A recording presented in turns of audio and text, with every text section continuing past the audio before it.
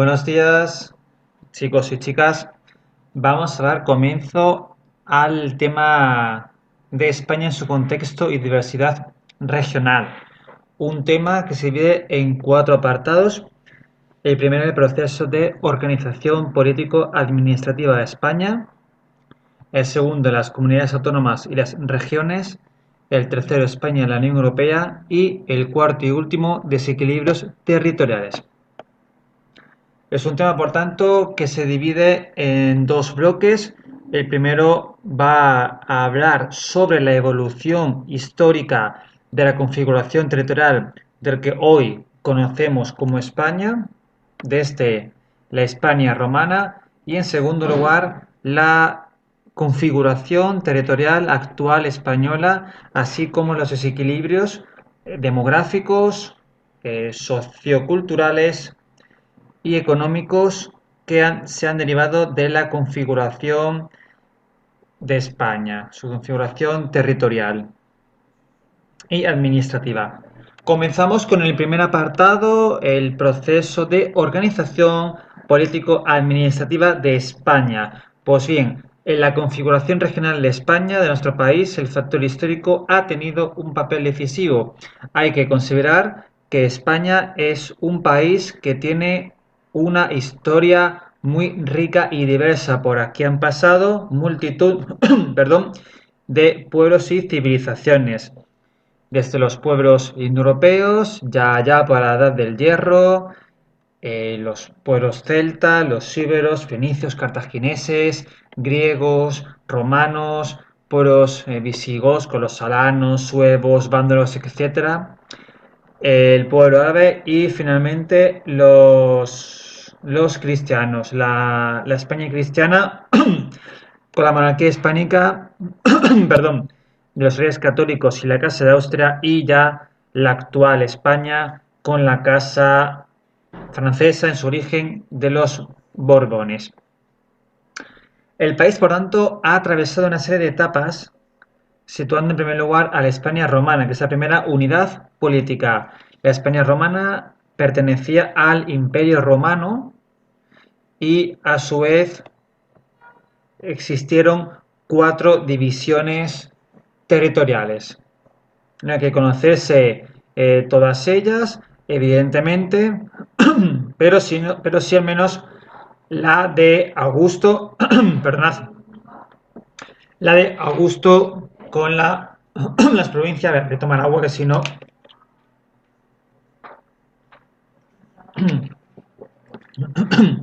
la provincia de la Baética, la Lusitania y la Tarraconensis.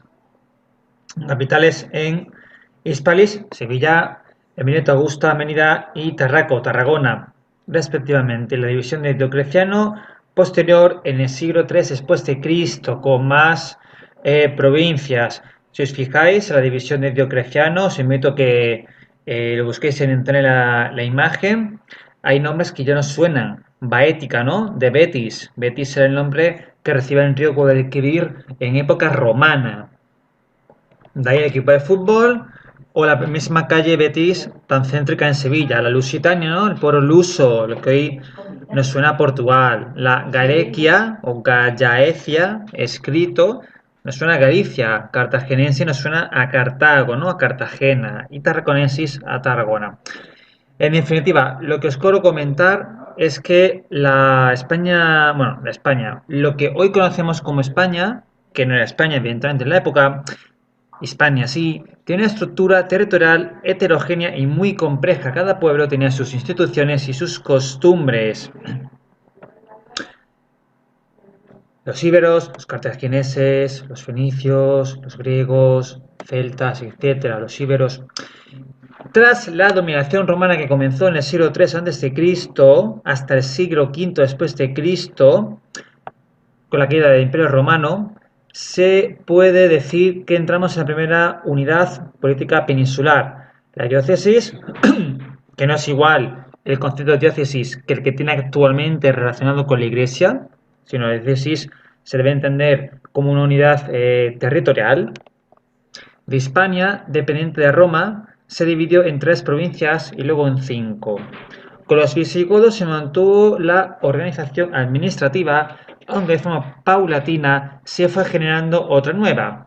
Pasamos de una Hispania romana que depende del Imperio Romano con varias provincias a el reino cristiano de Toledo, visigodo con capital en Toledo, que integró bajo su autoridad a todos los pueblos hispano-romanos y godos. Los hispano-romanos eran mayoría, unos 4 millones, por solo 100.000 godos, que sin embargo impusieron sus costumbres, sus leyes y se instalaron en los puestos de mayor rango políticos religiosos.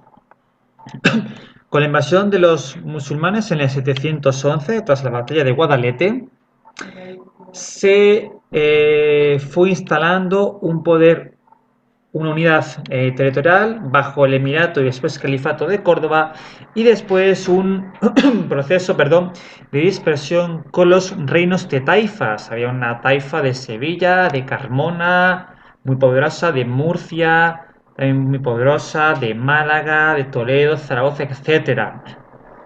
De hecho, hoy día se sigue acuñando este término cuando se quiere hacer referencia a una gran disparidad de opiniones, o cuando a lo mejor en España cada región va a la suya. Se dice lo de reino de taifas, o cuando a lo mejor en un trabajo cada persona de la empresa también actúa por separado, ¿no? Sin unidad.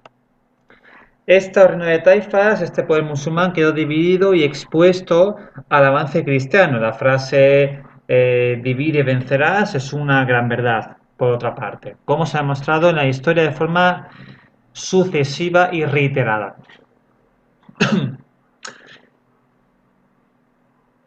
Tras el avance cristiano, que duró bastante tiempo, de hecho casi 8 siglos, llegamos a la unidad religiosa, también lingüística, de los reyes católicos, no así política.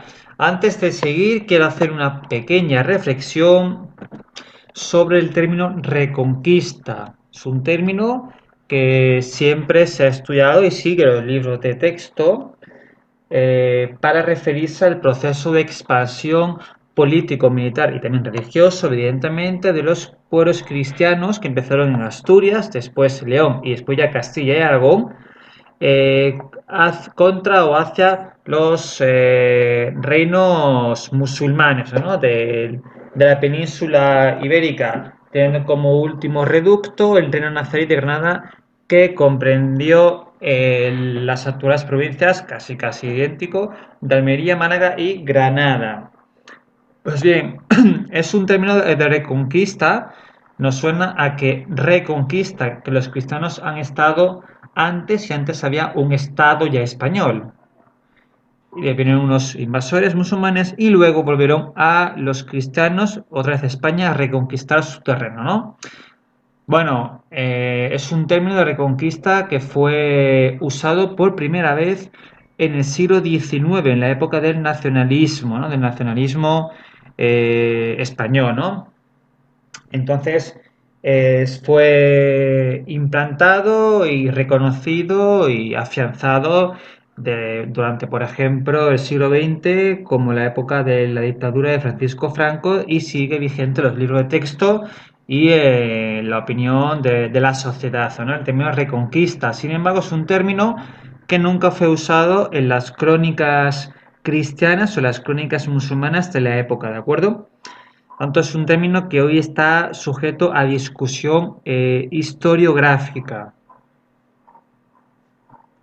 Así que ya, pues cada cual debe considerar lo apropiado o no, ¿no? O el uso que se usa de la palabra. Pensad que la historia, muy relacionada con la geografía, porque la geografía siempre ha estado, siempre ha sido del interés de los políticos y de los mandatarios, se ha usado de forma también propagandística, con intereses. La historia también ha sido usada de forma política, ¿no? Para imponer ideas. Siempre la historia lo cuentan los vencedores, no los vencidos. Eso también hay que tenerlo muy en cuenta. Bueno, tras esta reflexión que os quería hacer, que no es que esté en el tema, pero bueno, me parece apropiado y pertinente, pasamos bueno, sí, hay un último punto dentro de esta etapa de expansión. Yo voy a utilizar ni conquista ni reconquista, sino expansión cristiana para evitar polémicas y para un poco salirme de esa palabra tan reiterada. Y hecho en los apuntes os aparece reconquista. Durante estos 7, casi 8 siglos, los cristianos fueron avanzando. Tras, muy importante, la batalla de las Navas de Tolosa en la provincia de Jaén. Hoy se puede visitar el museo que recrea, muy interesante y súper didáctico por otra parte. Una zona muy bonita para visitar si os gusta la gastronomía y la naturaleza.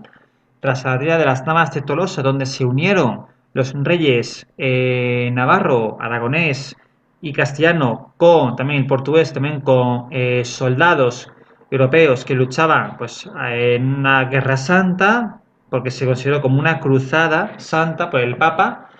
En 1212 se derrotó a las tropas musulmanas, almohades, a los musulmanes, y representó un avance fundamental para la reconquista religiosa, porque antes de la invasión musulmana no existía España como Estado, como país, pero sí ya era un territorio, el reino de Toledo visigodo era un territorio cristiano y católico.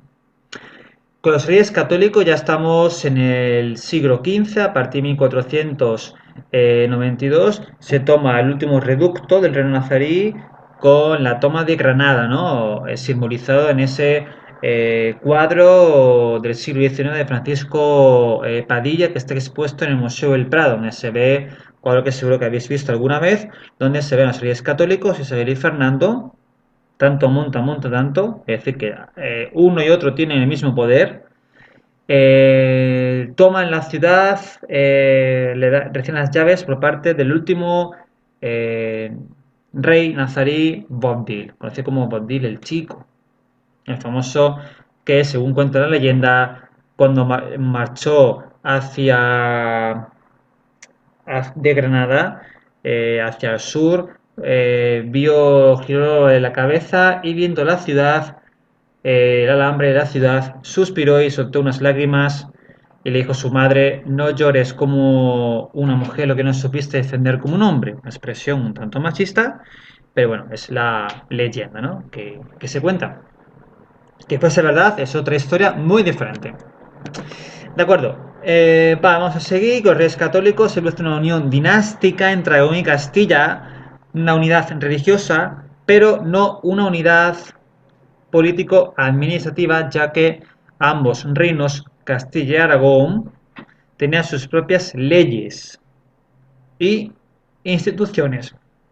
Había unas cortes castellanas y unas cortes aragonesas. Y a su vez, dentro de Aragón había un proceso de descentralización, y es que estaba la corona aragonesa, pero también había unas cortes en Aragón, unas cortes catalanas y unas cortes también valencianas, incluso, con independencia entre unos y otros. Una especie de, me atrevo a decir, de Estado federal, más o menos. Como es unas pequeñas comunidades autónomas. No en el mismo sentido que en la actualidad, pero entendedme lo que os quiero decir. Hablando de las instancias históricas. Como anécdota os contaré que durante la época de Felipe II, en el siglo XVI, segunda mitad del siglo XVI, el rey tenía a un consejero que se llamaba Antonio López. Bueno, exactamente no es Antonio López, pero ese es el pintor. A ver, que no me acuerdo ahora mismo del nombre, voy a buscarlo, de hecho, en internet. Consejero de Alfonso, perdón, de Felipe II. Ahora mismo se me ha ido el nombre. Bueno, este señor cometió un delito, bueno, una venta incluso de, de asuntos de Estado al archienemigo de la monarquía hispánica, lo que es España, que era Inglaterra. Una serie también de se asesinó a otro alto cargo, a Escobedo. Ahí hubo también una serie de recelos por el poder. Entonces, finalmente, este señor, el presuntamente asesino, fue condenado, escapó de Castilla y se refugió en Aragón. Es decir, como si te vas de Guadalajara, te vas a, no sé, a Tarragona, por decir algo, de Castilla a Aragón, y ya no te puede condenar el ministerio por un delito, ¿no? Es un poco surreal. Finalmente la Inquisición, que sí tenía poderes en toda la monarquía hispánica, en Castilla, Aragón, Valencia, Baleares, Cataluña, sí condenó a este señor, que me da mucha rabia, pero no me acuerdo el nombre, consejero de Felipe II. A ver, ya vamos a buscar aquí en vivo y en directo. A ver, asesinato.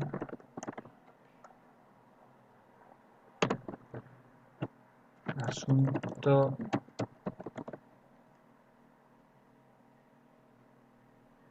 Bueno, ahora mismo no me acuerdo. Me da mucha rabia porque se me acaba de olvidar el nombre. Bueno, es muy conocido. Vale, con los Austrias hay una cierta unificación, aunque sigue habiendo una legislación diferente. Hemos comentado antes. Con la guerra de sucesión, sabéis que los Austrias, Carlos II, el último Austria, no tenía descendencia, era un rey bastante particular, por no utilizar otros términos, un rey enfermizo, sin descendencia, incapaz de administrar su reinado, dejó todos los asuntos de gobierno en manos de sus validos, una especie de primer ministro.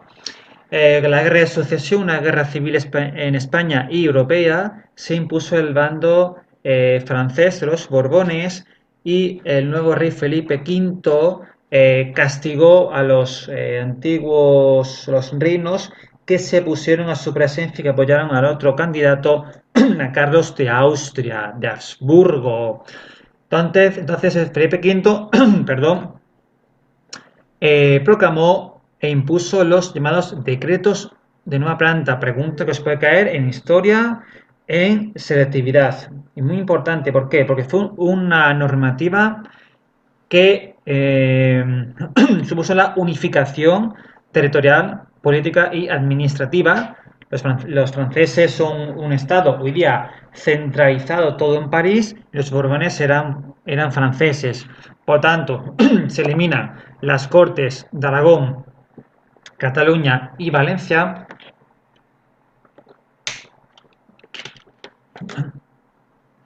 y se establece la centralización administrativa.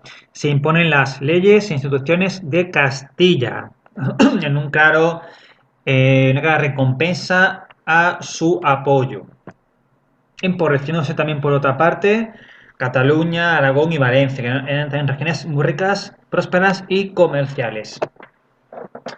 Pasamos a 1823, una etapa también clave en la historia de España, con Javier de Burgos, quien realiza la división del territorio en 49 provincias, después 50. Más tarde, ya en el siglo XX, Canarias se dividió en Las Palmas y Tenerife, pero eso no hace falta saberlo. Ya las provincias contaban con una diputación, se crearon las instituciones eh, estatales, las delegaciones de estos ministerios y del Estado en cada capital provincial. Como curiosidad, la distancia entre la capital y cualquier municipio de la provincia no debía durar más de un día de viaje. Pensad que en la época no había AVE, ni aviones, ni coches, hablamos de carros, de caballos. La Primera República no intentó organizar un Estado federal, de hecho se aprobaron, perdón, ahora primero, perdón, me he ido a la Segunda República, perdonad. La Primera República intentó crear un Estado federal, pero no fue exitoso. Finalmente se volvió a la restauración borbónica con Alfonso XII y su valedor, el malagueño Antonio Cánovas del Castillo, Tras esa mínima y breve experiencia cantonal, un cantón era una especie de municipio que se constituye en una unidad independiente. Hasta Cartagena, el municipio de Murcia, acuñó moneda propia y tenía un estado propio. Fijaos qué extraño nos suena esto, ¿no? La Segunda República, ahora sí, que antes me he liado, ya en el siglo XX, entre 1931 y 1936, que acabó bruscamente tras el golpe de Estado militar del bando sublevado de Francisco Franco, entre otros, impulsó la regionalización de España, dando autonomía con un gobierno autónomo, un parlamento, una Generalitat de Cataluña, en el caso de Cataluña, un estatuto de autonomía, que hoy ya lo tenemos todas las autonomías, una especie de la ley máxima de cada autonomía, a Cataluña, País Vasco y Galicia, con la aprobación de sus estatutos. También palabra importante, que es un estatuto de autonomía. Pues mirad, la Constitución es la ley máxima de España. El estatuto de autonomía es la ley máxima de la comunidad autónoma, pero siempre dependiente, evidentemente, de las Cortes del Estado español y de la Constitución. ¿De acuerdo? Este es el primer apartado. Lo vamos a hacer un pequeño descanso y seguimos después con el punto segundo, las comunidades autónomas y las regiones. De acuerdo, lo he buscado en internet. Está obcecado en Antonio López, el pintor hiperrealista que ha muerto hace muy poco, un gran artista que pintase en numerosas ocasiones a Madrid. No, era Antonio Pérez, el consejero de Felipe II, esa trama tanto oscura de la historia de nuestro país y también muy interesante. ¿Vale? Antonio Pérez, por tanto, vamos a hacer el descanso y seguimos con el segundo apartado.